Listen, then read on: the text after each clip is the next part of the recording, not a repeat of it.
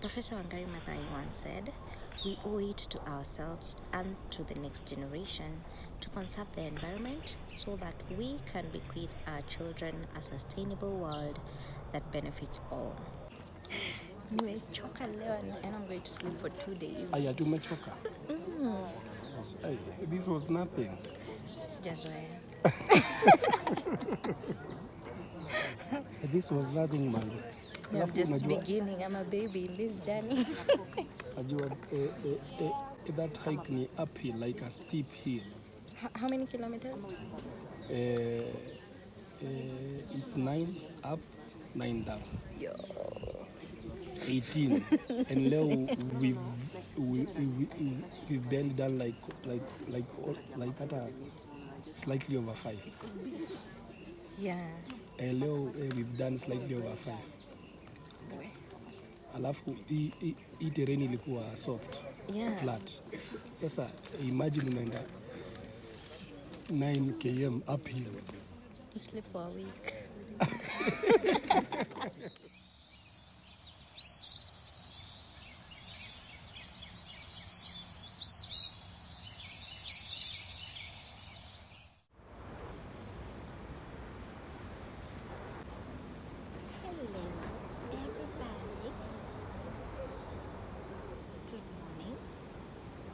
My name is Nita Kianjui. I am a film producer and an artist or a creative, and I do produce content for reality TV shows, documentaries, corporate projects, even scripted content. But today I am a traveler. Be still my soul. He's in control. Hello, I am at the Ngong Forest Sanctuary. I am here for a nature walk, bird watching, and animal sighting. I am here specifically because I love walking, and sometimes the subconscious does crave something that it's been used to for a very long time. You see, when I was younger, my grandpa used to take us for walks every single day. Okay, not every single day, but he would go for walks every single day, and sometimes he would take us. And I kind of got used to that because you get to explore new places every single time. So I'm always that kind of person who wants to know, where does this road lead, or what's behind that corner.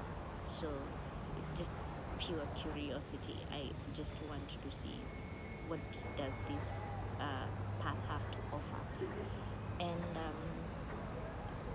because of that craving, that's why I'm here today. I am here with a group of people who have a similar interest, I would assume, but I'm traveling solo, so we're kind of doing this together by myself. If this makes sense. So you can also join us. And we are just waiting for other people to arrive, and then we'll get started on this walk. Let's see what Ngong Road Forest Sanctuary has to offer. I'm sure it's going to be lovely.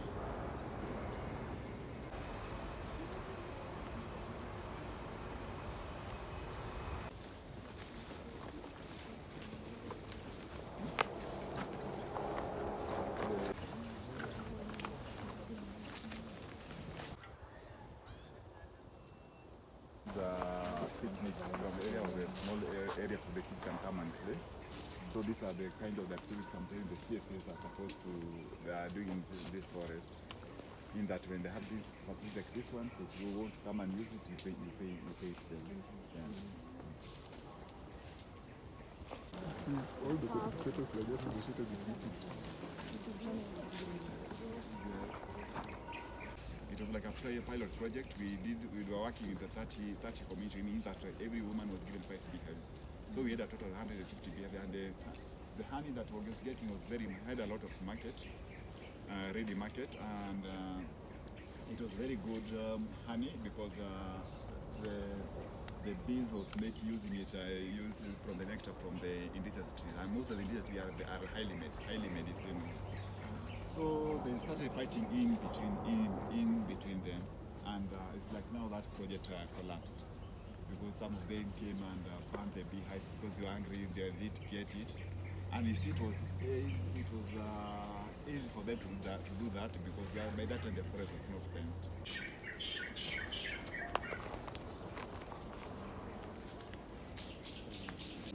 Here up there, you see on the sky?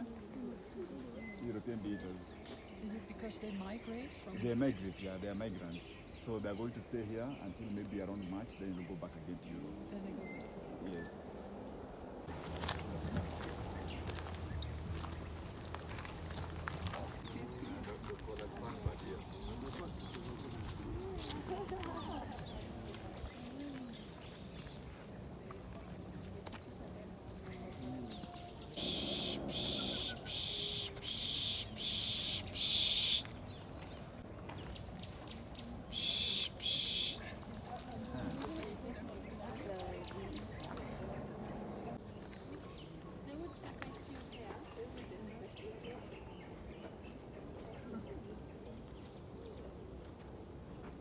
The variable sunburn. Yeah.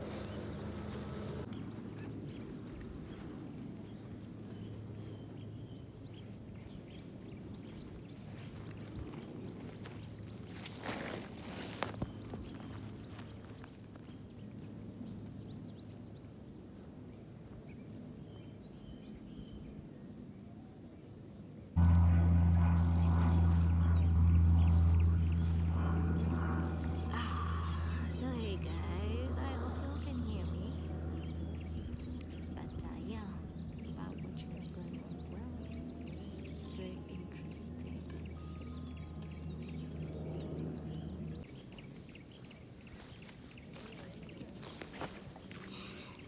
We're supposed to get going.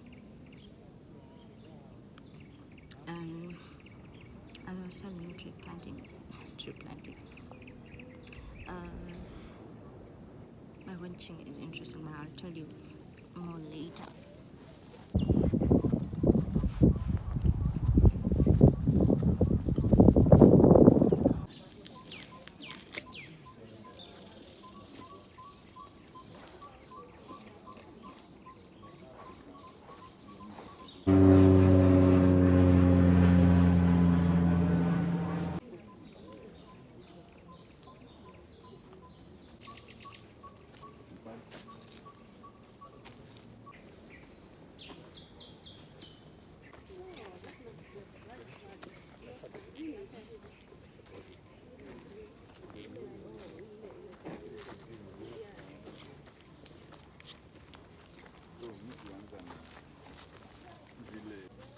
So this is the bark of a tree. The tree, I know it locally as Muthiga tree, that's what we've been told. And this bark is highly medicinal. It can be used to cure toothaches. It can be used to, the leaves of this tree can be used to cure colds and flus. And this also, it can also induce abortion. It's highly bitter. It's very bitter. There's another tree that you're supposed to use to neutralize it. This one, the concentration can easily kill you, so you have to be careful with the amount you take. It's very much used locally. Unfortunately, the people that use it do not replant, so you find that is slowly and slowly the population of this tree is slowly and slowly declining. Whether there is any difference between them. I need to be able to identify them with their sounds. You can tell,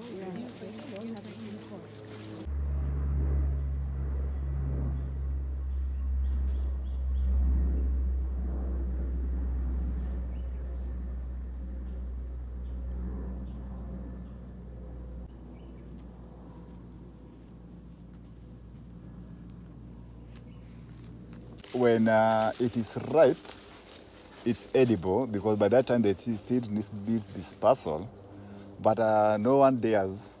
How do you know when it's ready? Yeah? How do you know when they're ready for? Like this time is ready for eating. Yeah. Don't try. Huh? Then it is going to turn somehow purplish in color. That's the time it's very ready for eating. But don't try. Just wait. Yes. It depends. It depends.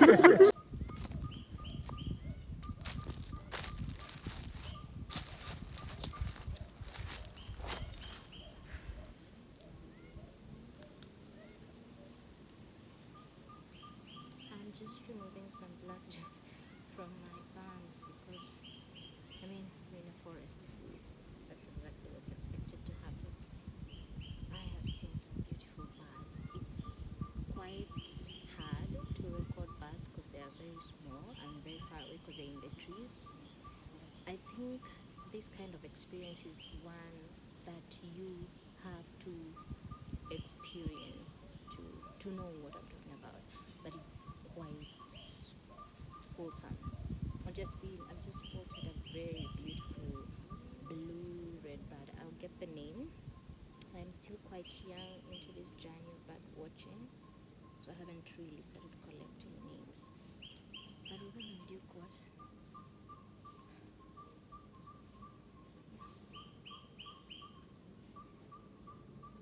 You can go ahead.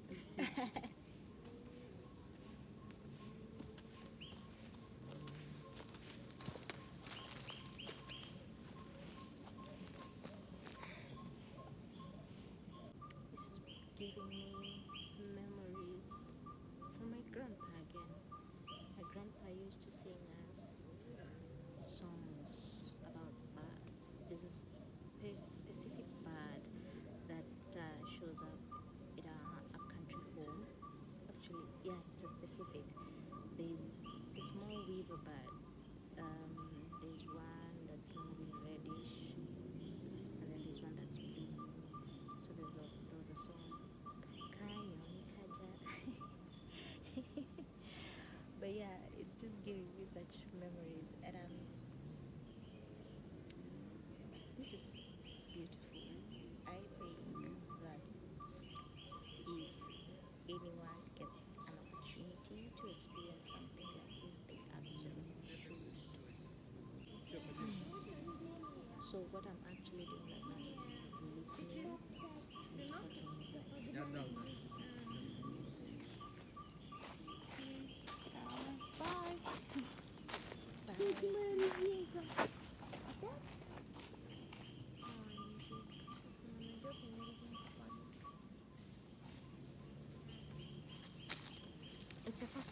watching?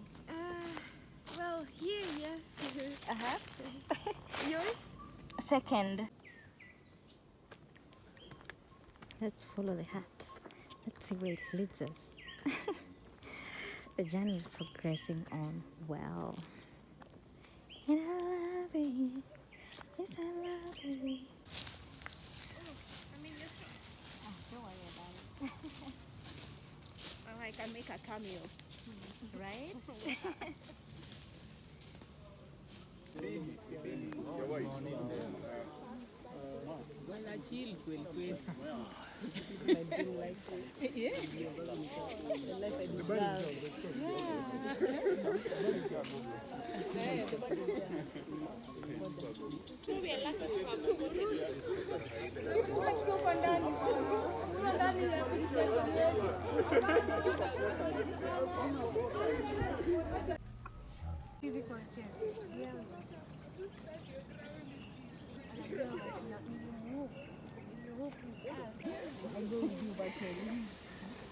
Oh, you go with me remote. Yeah.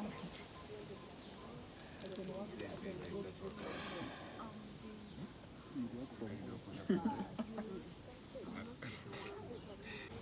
think mtu akibeba tu ukiana wisdom kidogo. That can be one of the key things that can just figure desired location.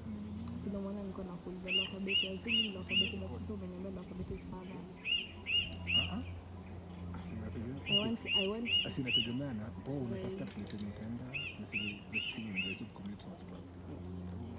Just kutoka store. And since I can't go anywhere near Stratford because of the affordability of the house.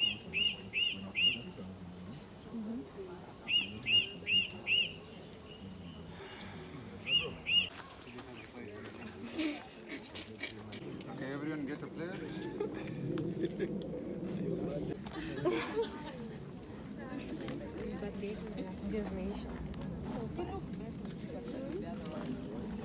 Watu wa Januari ndio wanateseka kwa sababu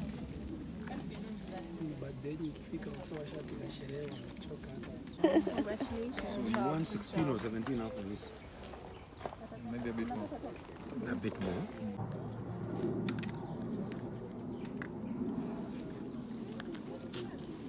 Sasa you are going to meet watu in hauwezi afford kwa hiyo.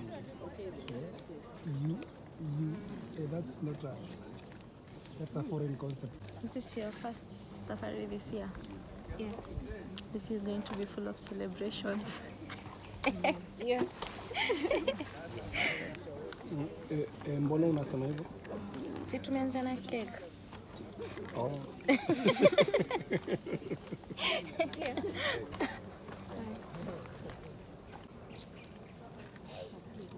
Hii ni yako ya kwanza this year. Ushaienda na hour before matembezi? It's my first time with them. But like 2 weeks ago nimeenda hike Kilimambogo. Where? I don't know if I have it in me. Nimechoka leo and I'm going to sleep for 2 days. Aya, tumechoka. Hey, this was nothing. Sijazoea. This was nothing, man. I'm just beginning. I'm a baby in this journey. That hike ni uphill, like a steep hill. How many kilometers? It's 9 up, 9 down. Yo. 18. And leo we've then done like at a slightly over 5. Yeah. And leo we've done slightly over 5. Alafu hii terrain ilikuwa soft, Yeah. flat. Sasa imagine unaenda 9 km uphill. You sleep for a week.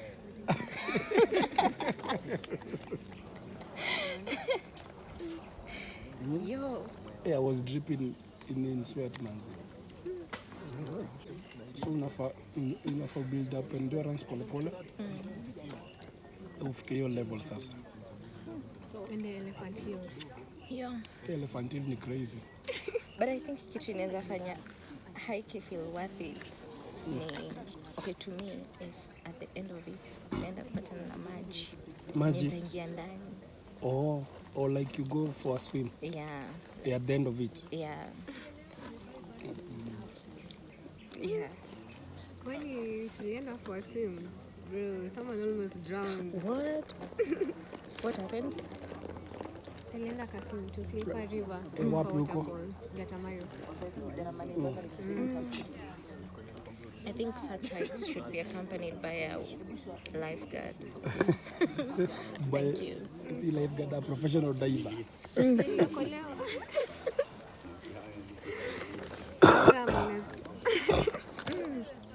Aliokolewa na? Aliokolewa na msi fulani hapo. So Ndio hata hakuwa anaonekana he was almost dying. hiyo maji ilikuwa bit Rough. brown. So he was dying. He was, no, not really. Alianza akaonekana akirudi juu. Yeye anajua kuswim. Sasa hapo ametujui. Maybe currents ilikuwa tu. Yeye alikuwa na float ama ana sink.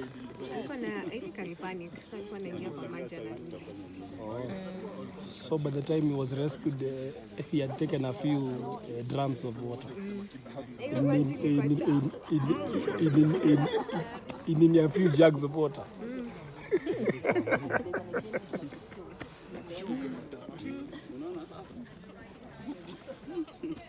And then swimming in the river is not the same thing as swimming Kwa pool.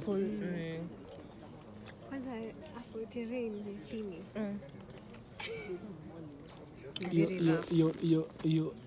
Hiyo maji current ilikuwa strong. Iko strong. Flow ilikuwa too soft. Ilikuwa strong. Mild. Ilikuwa mild. Juu hata mimi nilikuwa nimeketi na maji ilikuwa inanisukuma. Okay, now I have to be cautious. See, if you know how to swim, it's very easy. No maana nilikuwa nimeketi. You are a swimmer. I know I can protect myself Ama from death. you are just a floater. I can move. Let's say that. You can move in a pool, but say in a river ni different. I haven't tried that, so there's only one way to find out. Nimekwambia uende the next one, but nasikia the next one is a bit tough. Yeah, matembezi.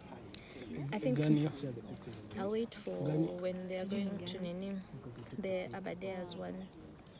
They already went. I mean the next one, yeah. Because I saw the walking distance is not very long. Yeah. So, Ni how long? Go to Gatamayo. You know Kwani? no. Ni how long? Do I remember? I think, Ni 10. no, that's too long. Yeah, 10 is too long. Come on. Vile nimechoka. 10 is not. Sasa hapa hata ikuwa mali ya kuchoka because hapa we were stopping all over, standing, sitting. Haika kuna kustop. Like there are specific points zenye mnaweza stop muenjoy scenery for like 5 minutes alafu muendelee. Because of time. But I'm stop ovyo. Sawa. Sasa Alright. Anza kuhesabu events. 301, 302 mpaka 399. Make sure 400 huko. In the book here, in advance. If they don't put a cap at 400, datapata a crap.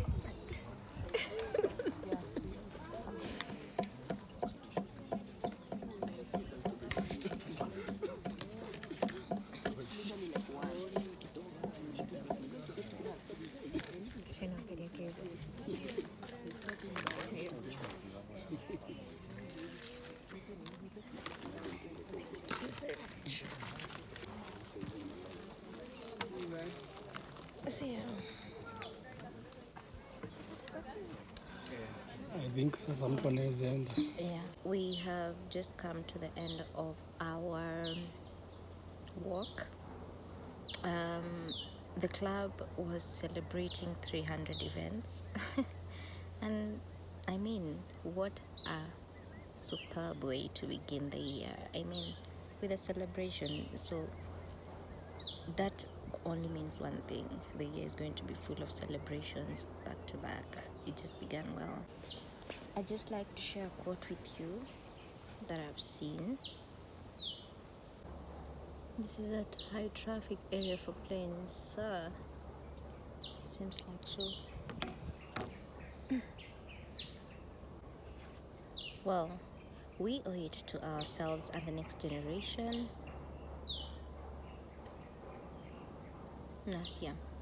We owe it to ourselves and the next generation to conserve the environment so that we can bequeath our children a sustainable world that benefits all. Professor Wangari Maathai, and it just makes sense. Just to sit with my thoughts after this nature walk. I'm super grateful that I came and I got to interact with people and interact with nature, interact with the birds. They are beautiful. Birds are beautiful. They are interesting. You just have to be keen. You just have to be present. And be patient as well, because nature cannot be rushed. You cannot rush nature. That's just it. This is the world of NK. Thank you very much for enjoying this walk with me.